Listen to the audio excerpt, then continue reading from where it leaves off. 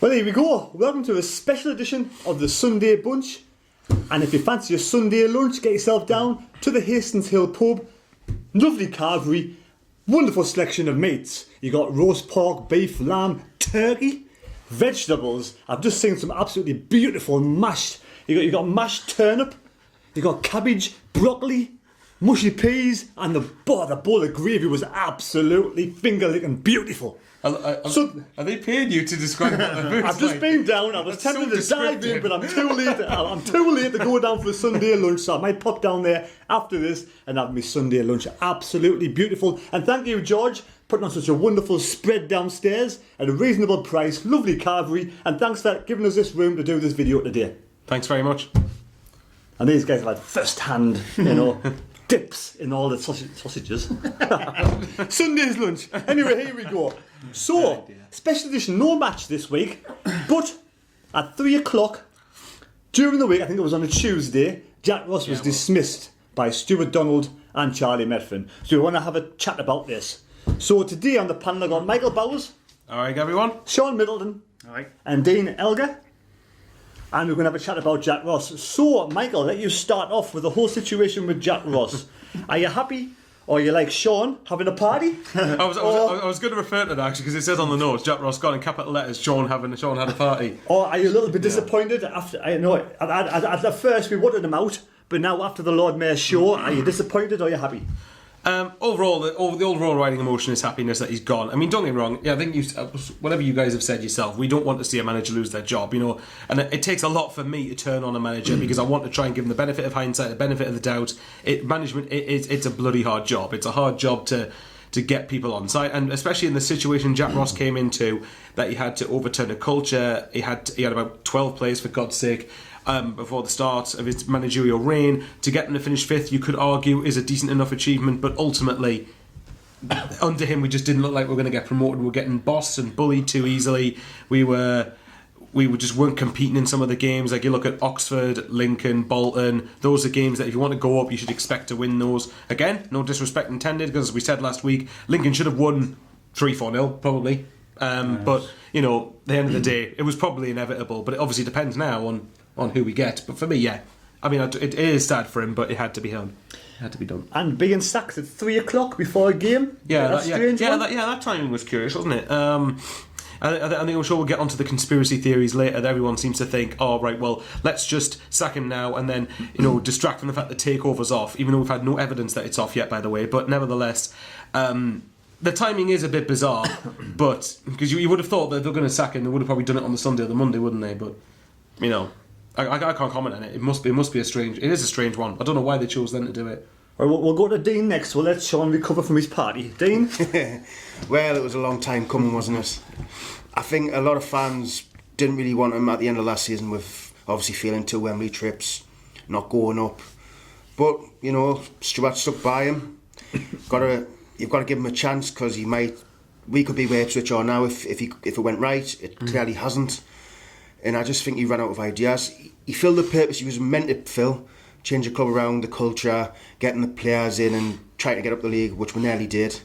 But overall, it's the right thing to do. Maybe there's no right time to sack a manager, really. Do you know what I mean? If it's on a weekend before a match, it happens.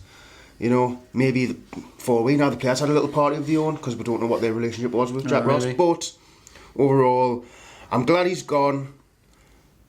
Thanks for the memories of my first trip to Wembley twice. Yeah, I second that. And I hope he goes on to have a good career, but it just wasn't made for him. It had to be done, didn't it? It wasn't made from the performances were just absolutely terrible. And I've been to nearly all the away games this season, and he just had no plan. It was just one of them. I'm glad he's gone, but thanks for the memories, but it's time to move on now. Sean?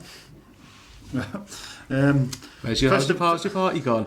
First of all, and the day he had a job and he's lost it. It's not very nice. You don't like to see anybody lose the job. I mean, he brought his family down from Scotland, but on a whole, he was he just wasn't good enough. He fell short. I think last season was a good, where you could look at it and went, well, it's been a failure. I would have get rid of him in the summer and brought in new money, because I mean we've done it now. I mean the time and 11 games in, I mean, I'm not being arrogant, but I just knew this was going to happen. I knew this was going to happen. I just didn't see any sort of signs of us improving under Jack Ross. The warning signs were there last season, last Christmas. He just kept on throwing games away. We were bottling games. I mean, 19, 20 draws in a season just sort of epitomises the block for me. You know what I mean? But like you see it, he's lost his job. It's not very nice, but it's definitely the right thing to do. Do you know what it is? I feel a little sad. I mean, beforehand, after the bad results, you kind of want him out. But now that he's gone, I do feel a little sad. I do think he's a lovely man. Yeah. I think he's a scholar, he's a gentleman, and I think he still could go on to achieve good things. I'm not sure if he was 100% backed by the board and got everything that he wanted to succeed at Sunderland. And do you think that Jack Ross could actually go on to achieve something in the Championship if the team took him on? Do you think if he got the full backing of buying in players that he wanted, and obviously the backroom staff that he needed to have to succeed, do you think he has the intelligence, the mental ability to succeed at a higher level? No, I don't think so. I think I was thinking on the car, actually thinking about this, the questions we were going to talk about. But I think if you're sort of feeling in the third tier of English football, I think he should maybe just go back to Scotland. Even with his hands tied as much as they were.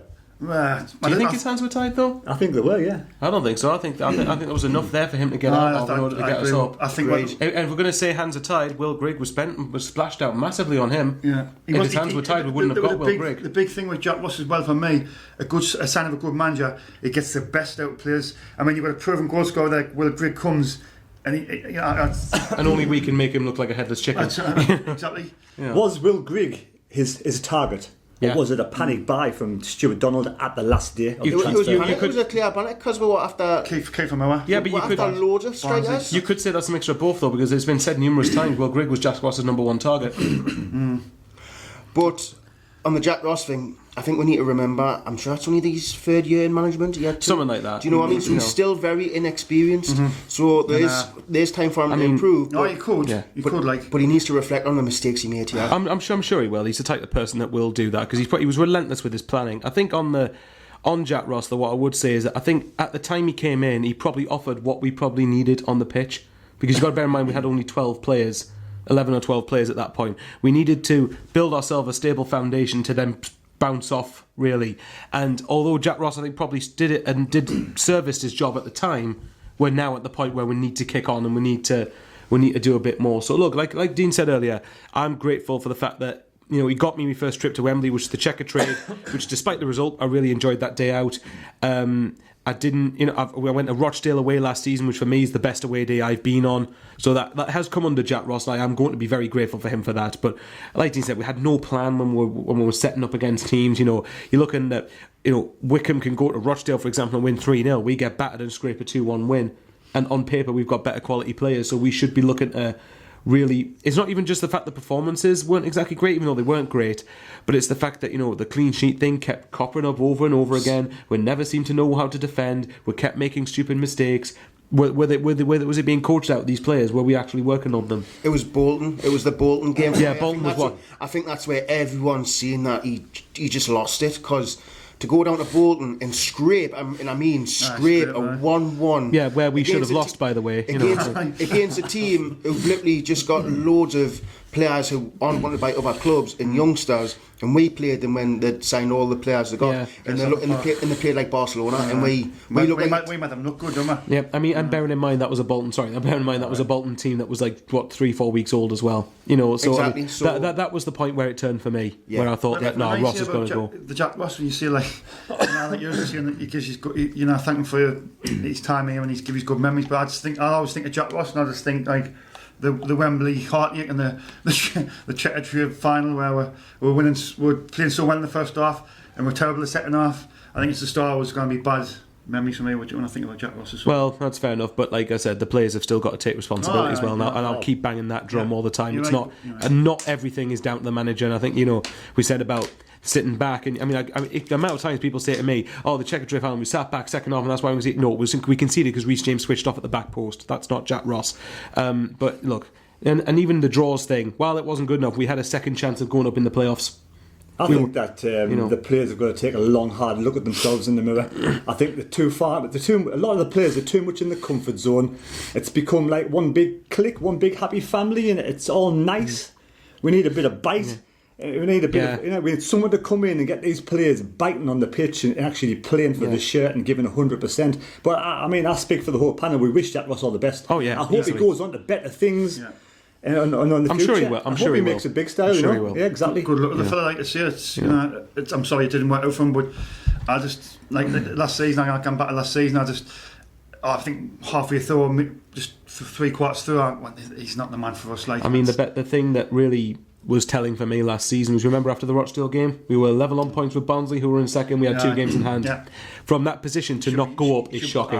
That is shocking to not go up from that position. Yeah. We should have got promoted, really. 100%. He has kind of split the fans. A lot of fans came out now and said that they wanted to keep Jack Ross. What was your opinions when you did the interview with a lot of fans who said they wanted him to stay? Me and Dave I was quite shocked. I mean, I don't know what it was, but every interview they were all saying they were sad that he's been dismissed, and then we'll give him more time. I mean, Mario interviewed. She's very passionate, lovely, wasn't she? Lovely woman. She was cracking her. Lovely woman. Very passionate. And she was hurting, like, and I did feel sorry for her, like, because she wanted to stay and she wanted to work, and all of us did want to work out, but on a whole, like as Mike said earlier on, the Bolton, the Lincoln, the Oxford home, it's just not. It's not Peterborough acceptable. away as well. It's not acceptable. It's not acceptable. You've got, and now you can see the players got to, stand up and show they're committed to this, that, and the other. But the man just, like, his tactics, he's got to get them players riled up for games. He hasn't. At the end of the day, if he was setting us out more defensively, why were we still conceding? I love the fact that we're going on about the fans and then he goes straight back to Jack Ross. I know. Sorry. but for me, you will have them people who will back the manager no matter what. I'm not saying they're deluded or they're not watching what's going on in football, but sometimes they respect the manager too much. They don't want to say nothing bad about him. They had the same thing up in Arsenal with Arsene Wenger. There was loads of wanting out, but everyone was like, well, he's done this, he's done that, but they hadn't won anything for 10 years. Yeah. So for me, like you say, fans have their own opinions. Which is right, by the way. Everyone's entitled to their own. Exactly, and no one's right and no one's wrong. Do you know what I mean? But some people just won't say one bad thing about the manager. Yeah. Do you think the timing was spot on, Michael? If you're talking in terms of between league fixtures, yeah, I think if you were going to get rid of, obviously the sacking him on the day of the Grimsby game was questionable. But it's a nothing game, though. No, exactly, yeah. But my point was that if you were going to get rid of him, now was the time to do it, because you have an international break, you have a game called off, you don't have a game at the weekend. It gives you a bit more time to shortlist people who you want and then go for it from there and try and appoint someone. So if you're talking it in that sense, yes, it probably was. Although I personally would have gotten rid of him after the Bolton game, but I think we've still got 3/4 of the season left to go now, so we've got time to save ourselves. 100%. We've got time to turn it around now. I mean, we could definitely going to buy East if we get the right man in. Yeah. We want the hashtag up by Easter resurfacing. Get the right man in place, get them playing. You can definitely finish in the top 2. But people need to forget though if we appoint the wrong man. It's another season in League One. So you know what's going to happen though? If we appoint the wrong man, people are going to go, well, you wanted Jack Ross out, and now we've got someone else who's worse. So we're in 9th place at the moment, and we're 2 points off 3rd. I think thanks, Coventry have been beaten today. Yeah, thanks Tranmere for that, by the way. So the results did go for us. A few of them didn't, but we're still 4 points off Wickham, who are second, and obviously we play them next week. We've got them to play, so it's a massive game. Massive game. They're no mugs either. I don't think them are going to drop off. Everyone thought like they were doing a Lincoln where they'll just drop off. To me, it doesn't look like they're going anywhere. Definitely not at the time being, anyway. So now Jack Ross is gone. We have some candidates, and there's been a list of names coming out, different names every day. Who's going to take over at Sunderland Football Club as a manager? And we'll have a little chat about different people. First of all, Nigel Pearson, Michael, with Kevin Phillips is number 2. I've heard that going around. Yeah, this has surfaced a lot in the last couple of days, hasn't it? I don't think he was mentioned much at the start. I've said, I'll make this clear before anything, I think with the exception of Daniel Stendel, any manager I would appoint now, you should be looking really till the end of the season first and foremost. We need to make sure we get ourselves out of this league and then reassess the situation from there. As for Pearson, well, put it this way, can we rename ourselves Ostrich FC? you remember the do you remember the press conference a few years ago when he had a go at a journalist and he said something like, you had your head in the sand, you were an ostrich. With him, are you saying with him with Kevin Phillips as assistant? That's what I've heard. Yeah. Wouldn't be the worst idea. Wasn't that at Leicester at one point? Was it? That was Derby. I think Derby. It was a Derby. Derby. I think they were at Derby the same year Newcastle were in the Championship. But I mean, I wouldn't be against it. I mean, he's not my top choice, don't get me wrong, but I wouldn't be. But I suppose the reality is, whoever we get when we're in League One isn't exactly going to be the most fanciful name. So, you know, not the worst idea, not the worst. A lot of people say Nigel Pearson's a sort of like, is it old school, old style of football? Is it Hooford football? Has he got a plan B? Thoughts? Well, Even then, I don't think we should be getting someone who's a bit of a dinosaur. Do you know what I mean? We need new ideas. I mean, young blood. would you class Nigel Pearson as a dinosaur? yes, I would. A Neanderthal or dinosaur? Both. I just think we need someone who's young, but got a bit of bite to them. I mean, like, you look at the candidates and you're like, most of them are dinosaurs. You know, like So what Christian about Kevin Phillips by himself then, without Nigel Pearson? No. I don't think that would It's work. a I don't think that would work. risk. It is a risk because he's so inexpensive. But you've got to give... Managers have to have... They have to have first chance, I suppose, somewhere. But For all I you know, wouldn't- Kevin I Phillips wouldn't comes go in and just takes over League One and takes over the Championship. You just don't know. Just in a dream. Well, that'd be class if he did that, wouldn't it? God, if that happened, we'll look back 2 years' time at this, won't we? If he come in, Phillips, he would lift the whole place. Can you imagine if Phillips was appointed as manager? True, although I did see someone on Twitter make a valid point that if anyone comes in and gets us on the winning run, that will lift the whole place. Aye. It doesn't necessarily have to be Yeah. a fancy name to do it. Thoughts on Pearson, Sean? Out of all the managers, Well, we'll go through a list. out of all the managers being rumoured, I was on Twitter last night and I was checking the odds all night. And I think that'll be my choice out of all of them what's being rumoured. Pearson and Phillips. I think Pearson will come in and obviously they'll be able to tap the piss anymore. He will come in and he'll sort them out. I mean, he's done it in the Championship as well. He's done it at Leicester. He's done well. He's done a decent job at Leicester. You know what I mean? I think that'll be out of all the people that's being linked. I think that's the best one for me. Did Pearson get sacked from Derby? I think he did. I don't know what it was. Didn't he get Leicester? That miracle kept them in the Premier League, and then got replaced straight afterwards. It was Well, Leicester could argue after that they won the Premier League. So, you know. Yeah. Ranieri took over. I think the settlement in the season. I think he fell out with the ball. I think it was some like mutual consent. But either way, they parted at the end of the season. But if you look at it, really, he was the part of that team. He got them together, and the next season they won the league, didn't they? Premier League. Could say that. The argument against Kevin Phillips is that if he comes and doesn't work out, can you say the fans are actually going against Kevin Phillips like they do other managers where they want him out? I mean, regardless how Kevin Phillips does, he'll always be my hero, and I'll never ever sort of boo him or never ever want him out, you know, because do you want him not to come because of that? So he's always going to be the hero status. Or would you want to give him a chance still? But he could become a legend. He's already a legend. But he could even go past that if he got promoted and had a good run with it. I mean, look at Lampard and stuff like that. Like, players are now starting to take over their own teams. Yeah. And I think that's the way. I think that's going to be the future from now on. I think with Phillips, that the risk is that I don't think people would go as venomously as they have done with some other managers. Like towards the end for Jack Ross, for instance, it wasn't pretty. It wasn't good. I don't think it would get to that point for Phillips, but I do think that. You know, I mean, obviously, this is before I was into football, so obviously I know about Kevin Phillips, but I don't have the emotional attachment to Kevin Phillips that a lot of people do. So I'm trying to look at it more logically. But I think with Phillips, it's fun. I think if they wanted him out, they wouldn't be being for blood. That makes sense. They'll probably be saying, really sad it's not working, but time to go, blah, blah, blah. That sort of narrative, I think, is what people would go with. If you look at it, though, I mean, he's never been a man. He's been assistant at a couple of jobs. Would this not be an ideal job for him to start at in the League One, the third tier? You know, it's not the greatest brand of football. You know what I mean? If he can get the players working together, it's not exactly he's got like Barcelona to beat, has it? It's like you've got Tranmere Rovers and AFC Wimbledon. Build these things at the end of the season, and if he gets the back in the summer in the Championship, then anything. Who knows? Anything can happen really there. And he would have the full backing of Kevin Ball and everything, you know. So right. So next on the list is Daniel Stendel. Ex-Barnsley manager, did an absolutely fantastic job at Barnsley, got them promoted. Barnsley apparently went and sold 4 of his best players behind his back, you know, sort of left him high and dry, not doing so good in the Championship. He's been sacked by Barnsley, but the fans are not happy. The fans didn't want him sacked. Apparently there's petitions and all sorts going on at Barnsley saying get Stendel back. And one of his last days he went out on the piss with the fans and celebrated with them. So is Daniel Stendel going to be a good man for the job, Dean? I would take him for the simple fact he got Barnsley promoted, but maybe... Well, he's got his win ratio there. It's really good. Half. It's really good compared to Phil Parkinson's. 50% win percentage, and like you say, they scored goals. That's what we don't do. We're not going to keep clean sheets. I've got that out of my mind now. But if we can score more goals and improve with Barnsley, they were always winning 3-1s and 4-1s and stuff like that last season. I'd take him for the simple fact he knows how to get out of League One. That's more than what Jack Ross had, in my opinion. Sean?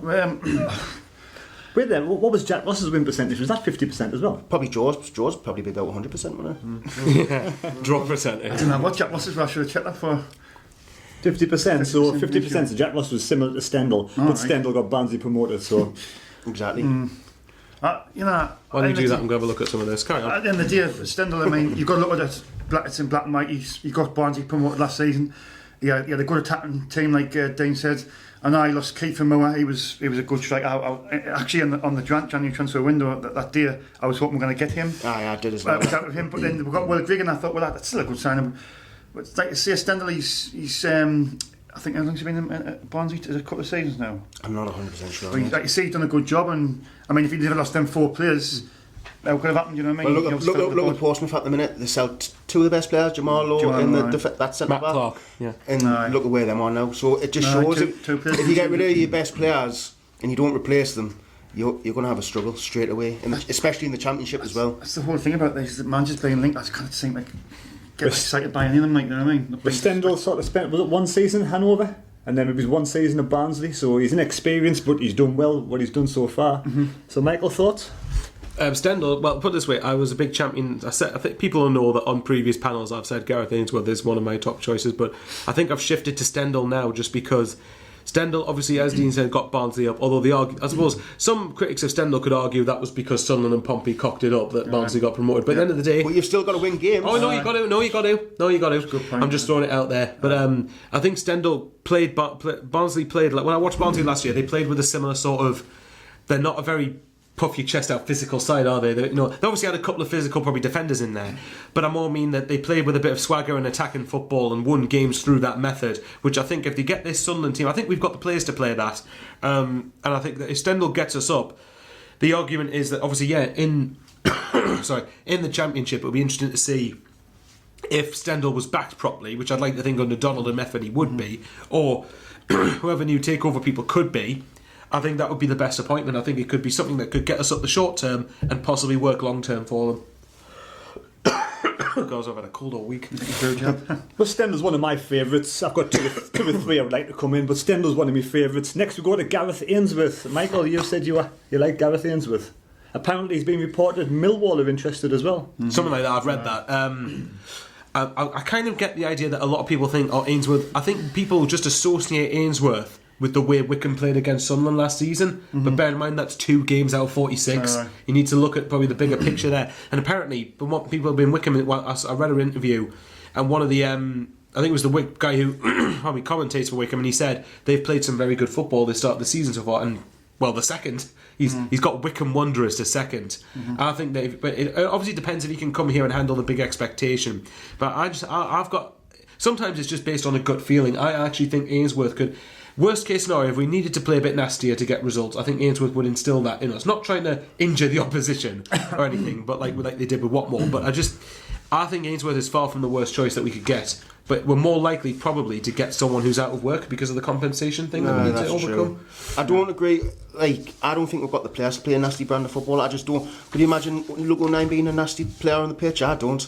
Go remember, he played under O'Nien played under Ainsworth though. Aye, true. Maybe Ainsworth playing in his right position as well. You know, who knows? No, I mean for me, I think I don't want us to. I mean, he might make us like brick houses and whatnot. I don't know, but obviously physically we haven't got the players to do that. But I just mean be a bit leaner, be a bit harder to break down, be a bit nastier to play against. We've had too much of a soft underbelly for so long. And that was one of the big things of Jack Ross. We were too easy to play against. So I think Ainsworth would make us more difficult to play against. But like I said, the compensation thing, we might end up targeting someone who's currently not in a job. And that'll be Stendel, won't it? Ainsworth fit. He doesn't really. I'm not really up for that one. Like I think maybe Ainsworth. It's like when he's been at Wickham, he's been there, I think 6 or 7 years. Maybe he's sort of the club, but long term fix. Obviously, we need a quick fix. We need like somebody to come in and get them going straight away. I mean, maybe if you were to give Gareth Ainsworth 2 or 3 a year, maybe he would be able to, you know what I mean? I just think we need somebody who's going to come in do it straight away, and I'm not sure that he's the right man. Dean? Not my number one choice, like. No? Nah. He's doing well with Wickham. Like you say, the compensation thing will take place. And for all we know, Gareth James didn't want to come to us. Do you know what I mean? He's doing well with Wickham. Imagine he comes through us, Wickham go up, and he'd be like, I could have done that. Do you know what I mean? And we didn't go up. So for me, I didn't think he would leave. I think he'll be sitting there. I think he would, like. I think he'd leave Wickham to come I here. think he would. I think the club give us permission to speak to him. Yeah. And I think he probably. I mean, it is important to remember that just because we have got permission to speak to him doesn't mean we're appointing. But haven't we already approached somebody and he said no, and he was in management? That was the Coventry boss, I think. Mark Mark Robbins, he's already signed a new contract with Coventry, so he's ruled out the picture. He said no. So Dean, what's your thoughts on Phil Parkinson then? Say another one for me. I don't know much about the bloke, so I couldn't really say. But for me, I just say no because I just don't know nothing really about him. Do you know what I mean? Wait, he I think he started off. Was it Colchester, and he got Colchester promoted. Yeah. Colchester. Yeah. And he had a couple of seasons. I don't know if it was with Hull and then probably Charlton. And then he went to Bradford, but Bradford was his only team for the fourth tier of football to get into a final of a cup. And Phil Parkinson got them in a final of a cup. And I think until one of the players got sent off and gave a penalty away against Swindon and they got beat 5-0, they were in with a chance. Swansea, that's it, Swansea, yeah. But bear in mind, they beat Arsenal and Aston Villa with 2 legs on the way. And then also in the FA Cup, he's the only manager to have a team to come from 2-0 down to beat Chelsea 4-2. And Mourinho even went to the changing rooms and shook all the players' hands and the manager's hands for such a great performance. So in cups, Phil Parkinson's done really well. Then he went to Bolton and he got Bolton promoted. So he's getting 2 teams promoted in lower leagues. So it's a good point you make there. I mean, I think Mike was saying as well on Twitter just about Parkinson, and the day he's got experience of getting teams promoted, and that's one what you need, and 2 you can get them for big games. I mean, he got, like you say, he got them to the League Cup final against Swansea. Bradford, yeah. I mean, so. And I see, I'm not for him, but you look at the stats and it's, we just need something to get us out of this league. That's all we need for this season. If Parkinson was up for it, would you take him to the end of the season alone? Yes. I would. He got Bolton promoted on a shoestring budget. Bolton had no money and he got them promoted. But still, even then, he kept them up in the Championship as well with no money whatsoever to work with. And I think that although they got relegated last season, obviously, the issues off the pitch looked like there was so much that they couldn't overcome it. So I think Parkinson is not. I'll make it clear, he's not my first choice. Don't get me wrong, but I'm astounded to the amount of people that are adamantly against Parkinson. When again we're saying we need someone to get us out of League One. Well, Phil Parkinson's got out of League One, so you can't really ignore him in that criteria. But if I was going to have him, I wouldn't have him beyond the end of the season. I don't think he could take us. If he was going to get us promoted, which I think he would be capable of doing, I don't think he'd progress us further than that. But for the rest of the season, I don't think it's a bad choice. Personally, I think one of the best choices for me personally is Paul Cook. He got Chesterfield promoted as champions of League 2. He got Portsmouth promoted in League 2, and he's had Wigan promoted out of League 1 to the Championship. So he can get teams promoted. So what's your thoughts on Paul Cook, Michael? It's funny, really, because Paul Cook has got teams promoted out this league. Don't get me wrong, and obviously he gets the best out of real quick, doesn't he? So that's another reason to bring him in. Yeah. I don't know. I've watched Paul Cook's interviews beforehand, and I think when you get a feeling about a manager that it doesn't really inspire you very much. I don't know what it is. I think Paul Cook's a little bit. I get that with Phil Parkinson, but I know. I suppose it's down to preference, isn't it? I know people are going to throw pells at me, and it's probably fair enough. But, you're getting uninspired by a manager who's took Wigan out of the league, who's got promoted out of League One before a few times. Look, if we got him, great, but again, not my first choice. He's been with 5 teams. He's been with a non-league team, with an Irish team, but the 3 teams in the English football again, all promoted. So he knows how. So obviously he must be able to do something with the team, with the bunch of players he's got. He can get them up for the fight. He gets them promoted. So I mean, if you're going to get him, one thing I would say I would take him for is just to get the best out of Will Grigg, because if Will Grigg gets goals, if Will Grigg gets goals regularly, we'll get promoted. And Max Power. Is it any coincidence that Jack Ross scores and then Will Grigg scores, doesn't he? Yeah. Do you know what I mean? So he scored in the AFL Cup on Tuesday against. It was a good cross, though, wasn't it? It was a good cross. It was a quality cross from Hume. Good header as well. It was a good header as well, though. To be fair, Will Grigg doesn't usually score headers. Hume's have done that all season with the crosses, and he does that on Tuesday. He's been trying, though. I mean, remember the first game against Oxford? we had that wing-back system, and Gooch was trying to get the crosses in, and Hume was trying, and the first 10 minutes, Grigg and McNulty were kind of good together, but the crosses were just a bit too high for them. And maybe it's just taking a while to sort it out, you know? So, Dean, Paul Cook? Like I say, it's another manager I don't really know much about. Do you know any of the managers?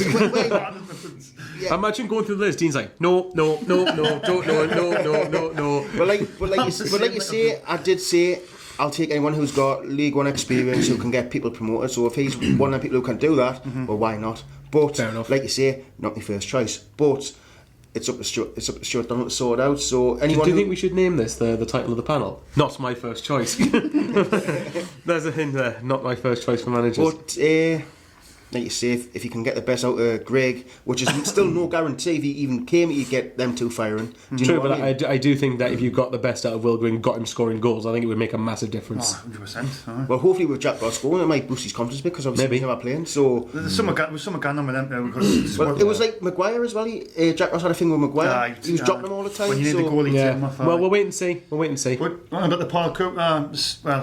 And the Davies got experience of getting Wigan. He done well at Wigan. He got Will Grigg firing when they got promoted that season. So that's what we need. Somebody who's going to get us promoted. So I wouldn't be against it, but I think all the names what's being linked. I keep on saying it. We've got to realise where we are in League One. It's not going to be any world class names. Do you know what I mean? No, it won't no matter be. who comes in. I put it on my Twitter last night. I'll be 100% behind them. Like I was with Jack Ross. I was 100% behind Jack Ross. It was only when I start watching the football 3 quarters through the season that's when I changed my mind. But we'll get behind them. We'll get behind them no matter what. Like Sean was behind Jack Ross. I was behind Jack Ross for about 3 months, and I said, "No, he's rubbish. Get him out. Get him out. Get him out." Right, we'll put a spanner in the works. How about Ian Holloway? Absolutely fantastic attacking football at Blackpool. Blackpool was one of the most sort of attacking footballing teams in the Premier League. I know they got relegated, but I get Blackpool promoted up into the Premier League. Ian Holloway, such a character. You know, you'll have some exciting interviews. Anybody got the thoughts on Ian Holloway? Tell you what, honestly, right, I think Ian Holloway is a character. And I mean, you see the Blackpool when he got Blackpool up in the Premier League, they played some good football. Didn't I mean? He's a character. I would. That was a lot of years ago. I was going to say, to be fair, that is nearly a decade ago. I think I'll tell you one thing that stood out for me for Ian Holloway. Do you remember the Crystal Palace dressing room when they got promoted? He did the weird dance moves. That was quite funny. Ian Holloway's, like you said, his interviews and his press conferences would certainly be interesting, wouldn't they? I think it's the same. I think it's the same thing. Until the end of the season, I wouldn't complain with Ian Holloway. I mean, what was his last job? Was it QPR? QPR. What was his win ratio at QPR? Go for Pass that sheet. Yeah. How many teams is getting promoted? He got Blackpool promoted a couple of times. He got Crystal Palace promoted, did you say? Yes, he did. Crystal Palace. So he's got experience in promotion. That's what I mean. But for me, he's a dinosaur. Again, he's been in the game for so long. Do you know what I mean? And I just think the game's okay. His win percentage at QPR was 32.5. Oh. His highest win percentage, from what I can see on this, is with Plymouth Argyle in 2006 to 2007, 39.4. That's his highest win ratio. Apparently. He's a dinosaur. As much as he is a character, but I just don't think we need someone like him. Should we get an interview with Dino? So Dino, what do you think of this manager? He's a dinosaur. What do you think of him? Not my first choice. What do you think of him? Never heard of him. He's an absolute dinosaur. He done good things at Blackpool, but like you say, so again, not to the end of the season, would you take him? Nah, I wouldn't. Nah. I would. I would. Well, but then again, oh, that's fair enough. Maybe then again, just for the banter of his interviews, that'd be quite funny. Now I've had a good long hard think over the last couple of weeks for managers. I was slightly against this bloke, but now I think he will be a good manager at Sunderland Football Club. But I don't think he will come to Sunderland Football Club. I don't think Stuart Donald basically could afford to have him at Sunderland Football Club. But Chris Hughton. Well, put it this way: I think Chris Hughton, if we were in the Championship, is a realistic proposition. No, not a chance in League One.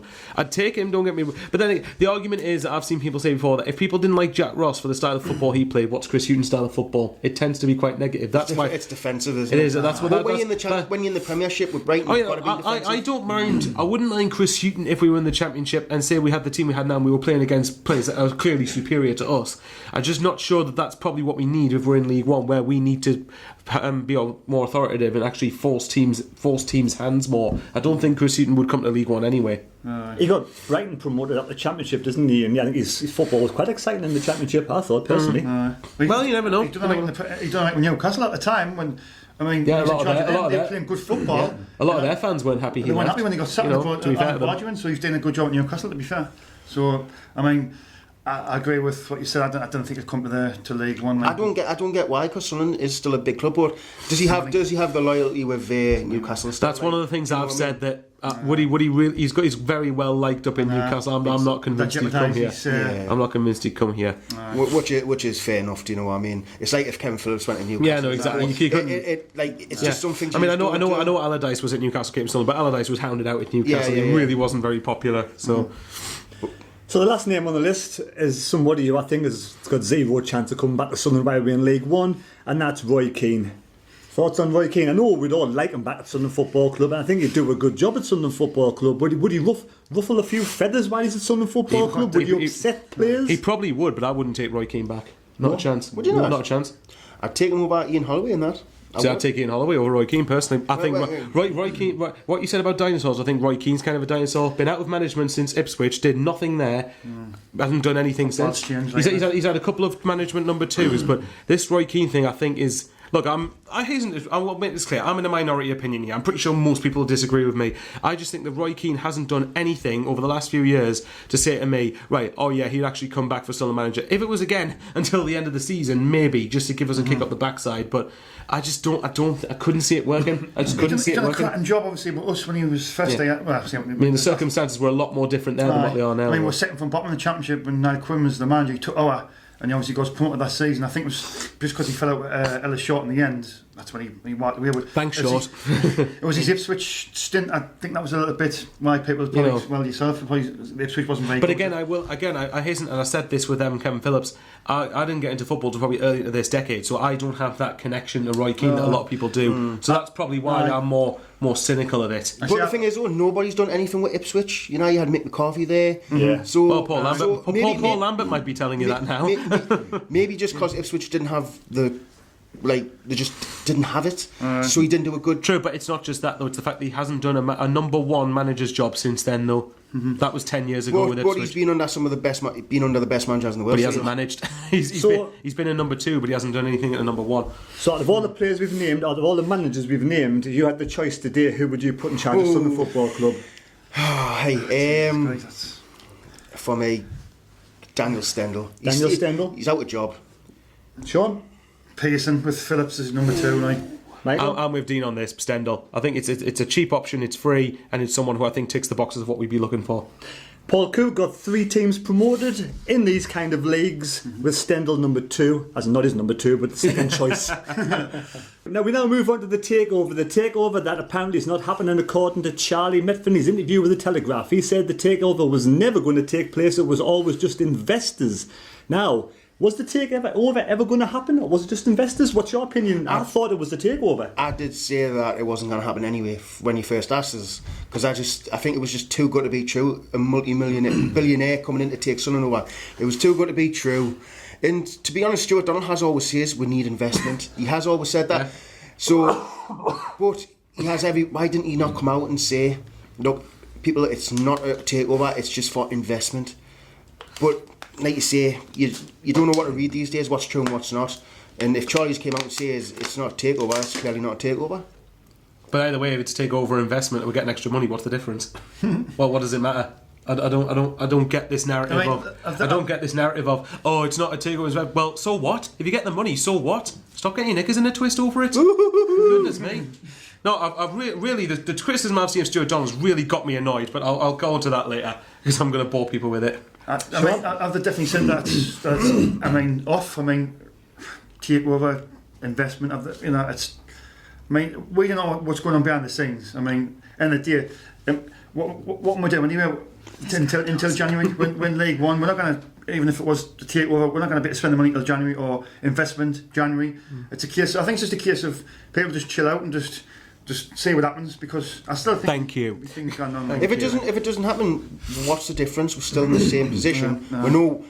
Obviously we won't have all the money we're supposed to have, but we're not losing anything because it hasn't happened. You didn't need them. Do you know what I mean? And for me, Stuart and Charlie have done a cracking job since they came in anyway. Exactly. Do you know what I mean? Exactly. So, for me, if it doesn't happen, we're no worse off. We've got nothing to lose, really, have we, if it doesn't happen in some respects? Today, that investment, and it's going to. If we get promoted this season, fingers crossed.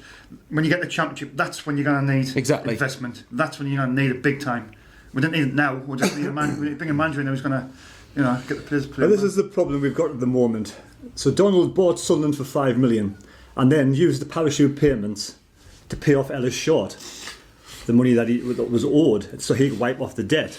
The club probably, I've read some articles between May and August of this year are still running at a loss.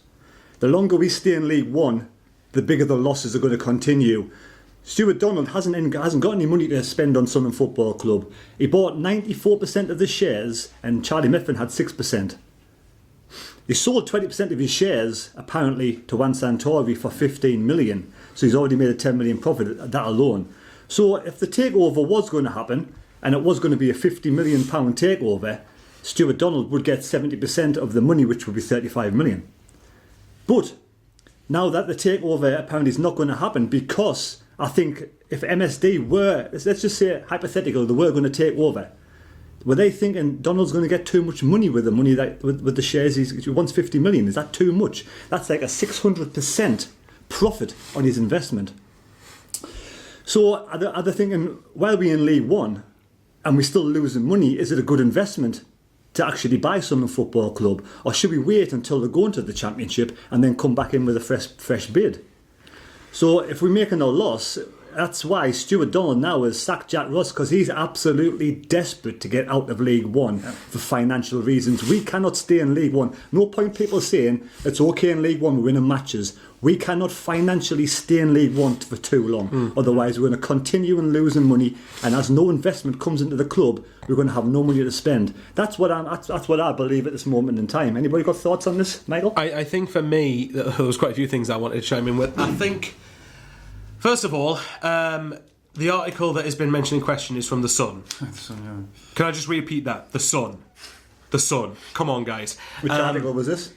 Oh, was it the article this morning? Wasn't it saying that Donald wanted to... wanted 50 million to the 40, and they went. The article was also in the Daily Mail in May. The Daily Mail. Come on. It's the same thing. Both papers have no creditable reputation whatsoever. I'm absolutely... Apparently they interviewed the owners. Yeah, but they could spin it whatever narrative they want, though, couldn't they? Every news outlet, sometimes some of them have agendas in that respect. For me, I'm baffled as to how people are believing The Sun and Daily Mail over the two people who have rescued us and saved us from being a Bolton or a Bury situation. I am absolutely sick to death on Twitter of watching people saying, "Oh, the charlatans, they're just here for the money." Right, one, if they were here for the money, well, that's called business. You want to try and make a profit, you don't want to make a loss. And two, they've actually, again, look at where we were when they came in. And this is the thanks they get. You know what it is? This is the thanks they get. No, I'm bored. I'm sick of this. This is the thanks they get. Wake up, some of yous. Seriously. I believe there are businessmen, and I believe that they do like Sunderland Football Club. I believe Stuart Donald is doing his best for Sunderland Football Club. And there's no harm in a businessman making money at the end of the day, as long as he does right by the club and by the fans. And, I'm speaking for all the panel, probably is that we all still back Stuart Donald 100%. But, your thoughts on the takeover? Go on, like I said before, it's just a case of obviously the rumours with the Sun newspaper, was it last night or this morning? It's like a case of Stuart Donald apparently wanting to get 50 million instead of the 40 million what they were talking about. So during the talks, apparently they said that they agreed on the 40 million sale, but now he's wanting 50. But didn't he come out and say, I've not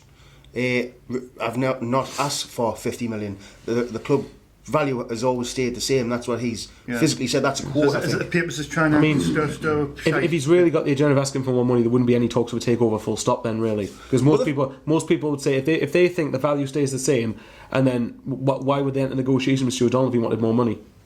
Why would they enter with him? But you've got to think 50 million for Sunderland Football Club is a bargain. It is, because if you go up the Championship, your value goes up. Yeah. Then you go in the Premiership, and then don't get me wrong. You're not just going to spend 50 million, because you do. Obviously, you have to finance other things. You have to finance a few losses, probably. You have to finance transfers, and obviously that's over instalments. That would carry on over so many years.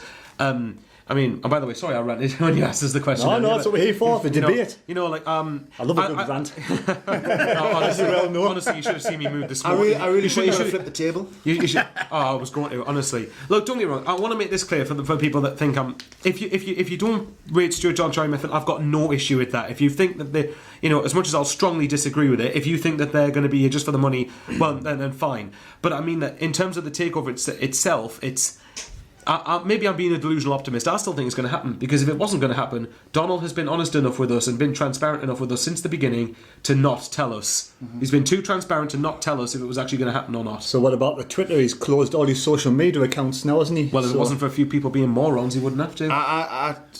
When you've got Twitter, you're given no avenues for all the abuse to come your way. I know, but it doesn't mean you should do it. No, you shouldn't do it. But people should know not to be idiotic. Not everyone's like how we think. Do you know what I mean? People think, oh, well, then they shouldn't be on Twitter.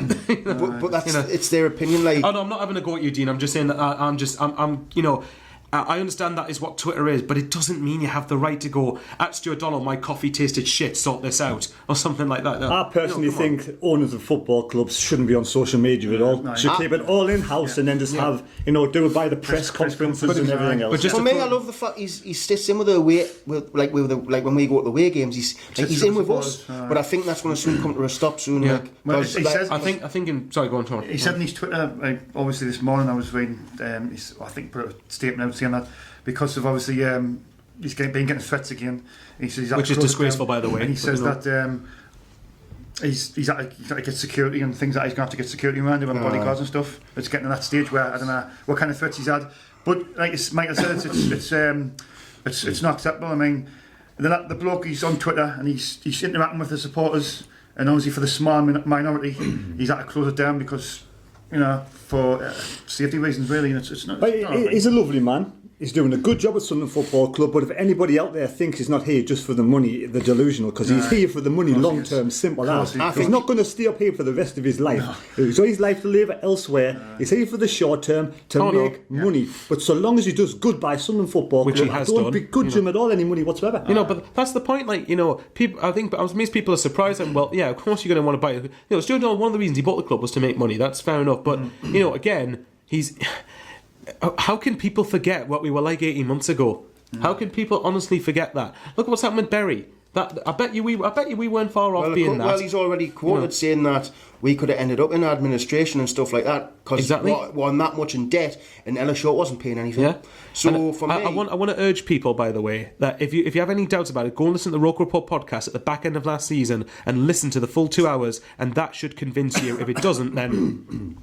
I mean, when Stuart Donald first took over, I'm not sure exactly the price of the club, but was it really good negotiation skills with him and Charlie Methven for making Ellis Short wipe the debt claim? Because I think they basically said, look, we'll buy the club, but that debt's yours. You would have. But didn't they say Ellis Short was willing to do that anyway? Oh, he's willing. The podcast in question said that Ellis Short, they were the only ones apparently that well, obviously this is true, of course, but they were claiming that they were the only ones that were willing to meet with Ellis Short and say, right, look, you wipe off the debt. We don't want the debt. So in other words, everyone else would go, right, we'll take over the club, but we have to have the debt. So in other words, that you sell it to us, but then the club owes us this amount of money, which we didn't have. And Donald Methven were the only ones apparently, reportedly, that were prepared to forego that. So did all the parachute payments go to Ellis Short? All of the parachute payments, so there's been no money at all. We had to generate our own money by selling players or getting rid of wages and stuff. Possibly, I don't know. But even so, that debt had to be dealt with. It couldn't have been lingering over the club. As I'm saying, 152 million.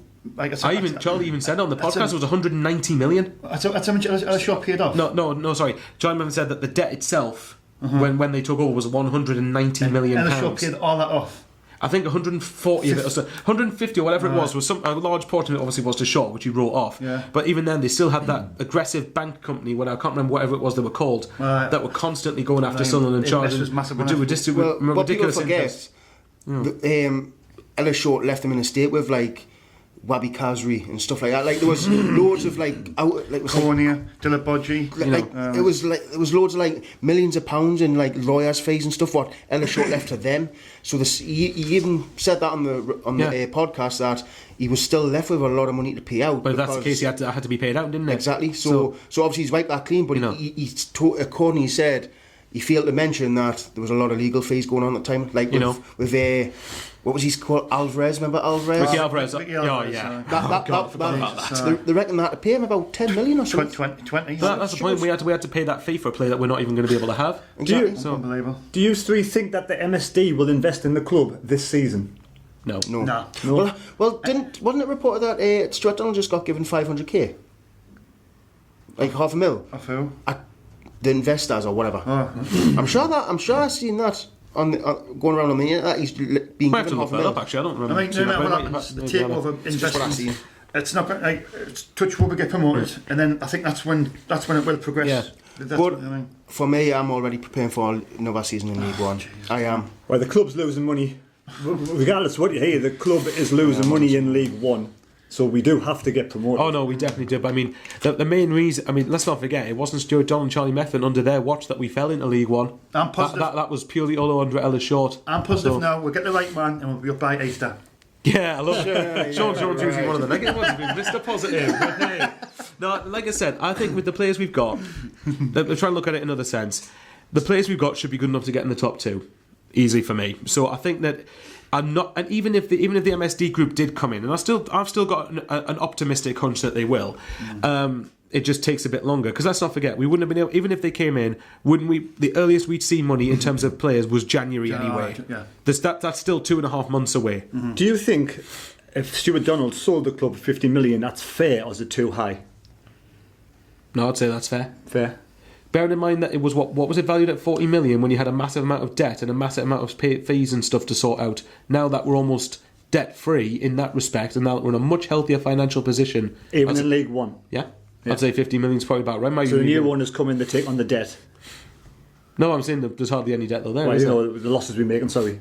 Well, I know, but like compared to 150 million to now, what? Oh, 10 yeah, million? yeah. I'll Obviously, give you a know, prime example. When the UFC was formed, that was in debt, was losing everything, that was going downhill.